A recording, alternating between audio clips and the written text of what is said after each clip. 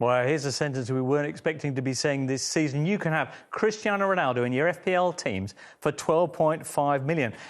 He's a huge player, so many Ballon d'Ors, in top form, scored a couple of goals last night for Portugal against the Republic of Ireland. But is he a no-brainer in FPL terms, or is he more of a wait-and-see figure?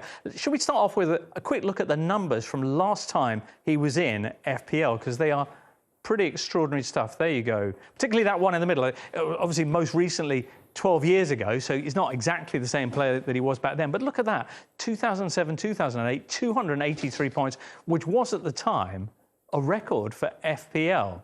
Now, Simon hasn't got him in, and I think, Duncan, you have. Is that right? Yeah. So let's start off with Simon's view. Why is he not a must-have?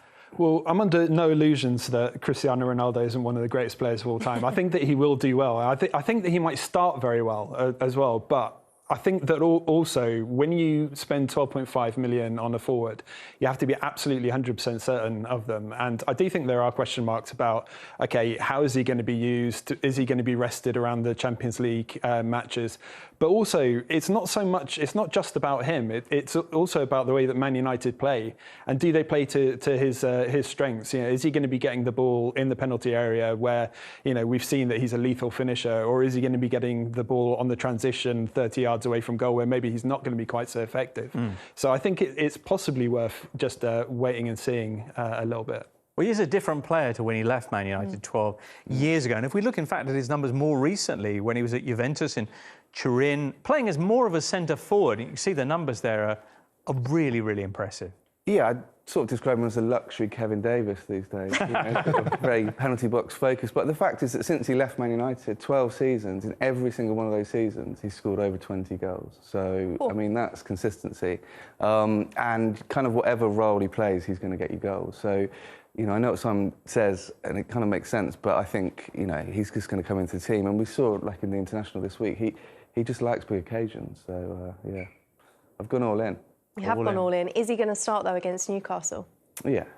Oh, the confidence with that. He's out of the second Portugal game, I think, so he's going to have a bit of a rest, and he'll want it. It's going to be such an occasion, and you know, some players you might put on the bench, you know, to get used to it. Not with Ronaldo; he's going to be straight in. You don't buy it. You don't buy him to put in the reserves or on the bench, do you? Do you think he's going to start against Newcastle, Simon? I don't know. He'll come on. I really wouldn't be surprised if he scored, but I don't know if he's definitely going to start. Yeah, we'll have to wait and see. Now, of course, this will have an impact on some of our other Manchester United assets, including his countryman Bruno Fernandes, highest-scoring FPL player last season. He is, of course, on penalties at the moment for Manchester United, but as we've seen with Portugal, Bruno gives the penalties to Ronaldo. So does this mean that potentially Bruno loses a bit of his appeal as well? I think he definitely loses a bit of his appeal. Yeah, I am a Bruno owner and I'm holding him for the Newcastle match. I still think that's a good fixture that he could do well in. But yeah, if you look at his stats, the amount of his goals that come from penalties, the likelihood that he's going to lose those penalties to Ronaldo. Do you think he will? Do you think Ronaldo will take over? I don't know. What do you think? I'm not sure. Duncan? I think Ronaldo will be like, no, you carry on. No, hang on. I think he might take them, yeah. So.